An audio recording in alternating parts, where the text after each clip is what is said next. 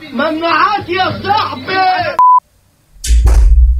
ها وحشتوني صح؟ قل السلام عليكم. قلنا لك سلام ورحمة الله وبركاته. هتكمل ولا؟ في الفيديو الأخير اللي اتكلمت فيه عن اكستنتاسيون أثناء تصوير الفيديو نزلت تحديثات جديدة للقضية. لو أنت متابع للأخبار هتعرف إن القضية اتفتحت تاني أو هي اوريدي أصلا ما اتقفلتش. قضية كبيرة وواسعة ومليانة ألغاز هنكشفها في الفيديو ده. عارف إن ليا فترة ما نزلتش فيديوهات وأنا Do you ever look at someone and wonder what is going on inside their head?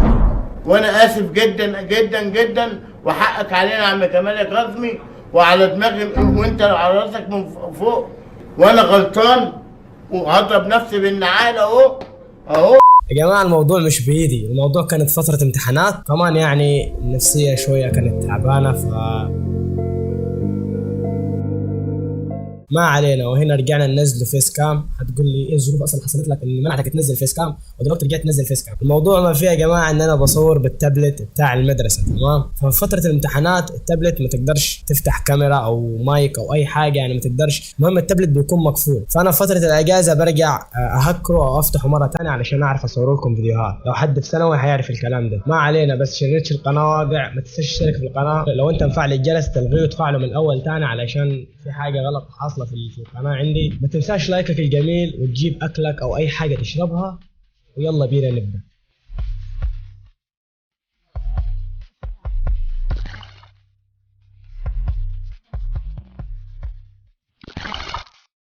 قضية اكستنتاسيون واللي ما زالت ولحد يومنا ده تحت التحقيق. وفي 10 فبراير من السنة دي اهتموا بالقضية أكتر والتحقيق بقى أدق، وكمان راجعوا ملفات القضية مرة تاني. طبعا كلنا يعرف إن مرتكبين الجريمة دول 4 أشخاص. الأول باسم ترايفون نيوسيم، والثاني دريم ويليامز، ومايكل وروبرت إليان. إن شاء الله أكون قلت اسمهم صح. في هذه اللحظة أدرك أبو حمدان إن جاب العيد. اللي اسمه مايكل ده هو اللي كان ماسك السلاح، وبرضه هو اللي ضرب النار على اكس. في المحكمة برضه اعترف وقال اشهد على اصحابي اللي ساعدوني في العملية دي. المشكلة مش فيهم هم شخصيا، المشكلة في عذرهم اللي كان جدا غبي. لما سألوهم وقالوا لهم انتوا ليه قتلتوا اكس، السبب كان جدا تافه. قالوا له احنا باشا ما نعرفش مين اكس اصلا وقتلناه علشان عايزين منه فلوس.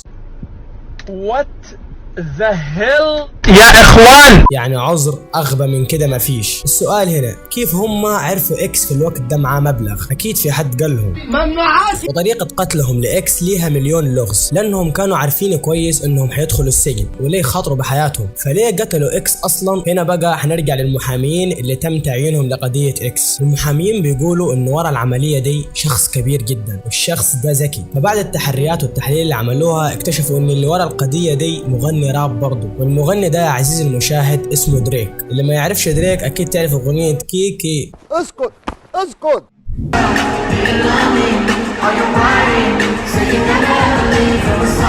ومع نجاح دريك الا انه هو مكروه من اغلب الرابرز بسبب انه بيسرق الفلوات وبيسرق اسلوب الغنى منهم. فدريك بالنسبه لهم هو ناجح بس مش من تعبه او مش من مجهوده بالاصح. وفي اشاعات بتقول انه دريك مش بيكتب اغانيه لوحده، بل في ناس بتكتب له اغانيه. ففي موضوع شدني انه هو لما اكس السجن دريك نزل اغنيه بعنوان KMT، والاغنيه فعلا كوبي بيست من اغنيه لوك ات مي اللي هي بتاعت اكس، تقريبا نفس اللحن ونفس الفلو اللي هو اسلوب الغنى، نفس القوافي يا شيخ، حتى الاسم لوك ات مي وKMT.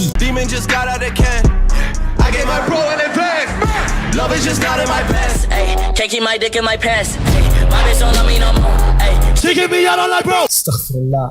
فلما اكس طلع من السجن وسمع ان دريك سرق الفلو بتاعه، اكس طلع وصرح بالادله وقالوا ان دريك اكبر حرامي في تاريخ الراب. وبرضه طلع في اكتر من انترفيو وكان يقول ان دريك حاقد عليه ومش بيتمنى له النجاح. حتى قبل وفاته كان منزل ستوري وكاتب فيه لو حد حاول يقتلني فاعرفوا انه هو دريك، وحاطط له منشن كده في الستوري. فبعد وفاه اكستنتاسيون في 2018 دريك نزل اغنيه غريبه جدا. الاغنيه كانت بعنوان I am upset او انا منزعج. في بارة وبارين كده من الاغنيه كان يقول فيهم هذه هي المره الوحيده التي اطلق النار فيها اسفل العنق، لماذا تستمر في اطلاق النار اذا كنت تعلم ان النجا ميت؟ النجا اللي هو الشخص ذو البشره السوداء. في البارين دول كان يوصف جريمته اللي عملها في اكس، ولا سيما ان اكس فعلا يا لما اطلقوا النار عليه طلقات جت في المنطقه دي. وبكده جميع المحامين الماسكين قضيه اكستنتاسيون قالوا بالفعل اللي قتل اكس هو دريك. دريك طبعا مش هيمسك سلاح ويروح يقتله، لا بل حيدفع لناس يروحوا هم يقتلوه. فلو، يعني شغل عصابات من الاخر. المحامين طلعوا قدام القاضي وطلعوا كل الادله اللي تثبت انه دريك هو اللي ارتكب الجريمه، لكن اللي يقهر ان لحد اللحظه دي ما مسكوش دريك ولا اثبتوا عليه الجريمه اصلا.